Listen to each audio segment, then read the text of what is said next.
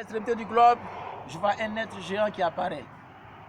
Je ne connais pas, je suis un peu effrayé. Il est transparent, il ne sait pas s'il est vêtu de blanc, mais c'est toute une transparence. Et il dit, je suis Abraham. Il me fait une projection sur le monde. Et je vois le monde dans l'obscurité.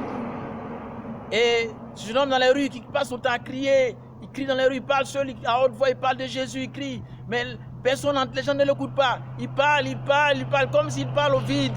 Il parle. Jusqu'à ce qu'à un moment donné, une lueur de lumière a commencé à poindre quelque part. Il a commencé à avoir de la lumière quelque part. Et puis un petit groupe de prières s'est formé, des gens ont commencé à prier.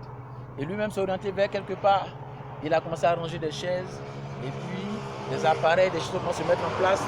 Comme si ça annonçait une période de prière. Mais une organisation commence à se mettre en place. Vous parlez de la chronique, des visions accomplies. Et pas accompli, mon téléphone commence à déconner. Bon, l'espace là, ça s'éteint seul. Donc ça c'est la partie 1 des chroniques, des visions accomplies et celles qui ne sont pas encore accomplies pour mon cantique à mon être cher. Le premier de l'humanité. Alors, pour ne pas que ça s'éteigne encore, Père sur toute la terre, et que Dieu guérisse toute la terre, que Dieu me guérisse. Parce que la question que je me pose, y a-t-il encore quelque chose qui reste à vivre de tant de souffrance pour quelqu'un qui passe son temps? C'est vrai, les visions m'avaient fait savoir déjà. J'allais passer beaucoup de temps seul. Mais est-ce que c'est seul, c'est solitude? Parce que la solitude trop seul, c'est peut être positionnel. Mais il dit que c'est pas bon d'être seul. C'est pas bon d'être seul. Que deux valent mieux que un. Ils en tirent un meilleur produit. Et la corde à 3 fils seront difficilement. Donc, on va d'une coudée à une autre coudée, d'une portion à une autre portion. Quand on a passé 1000, une autre coudée, 1000, on avance.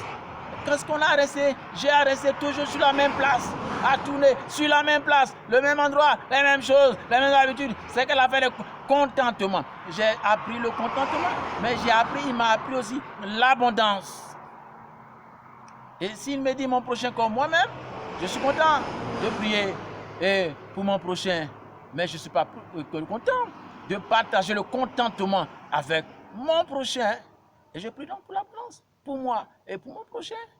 Qu'est-ce que, Seigneur, tu as à me faire toujours dans la même coudée, alors que je veux 1000 autres coudées? En Ézéchiel, il parle d'une coudée progressive, le torrent.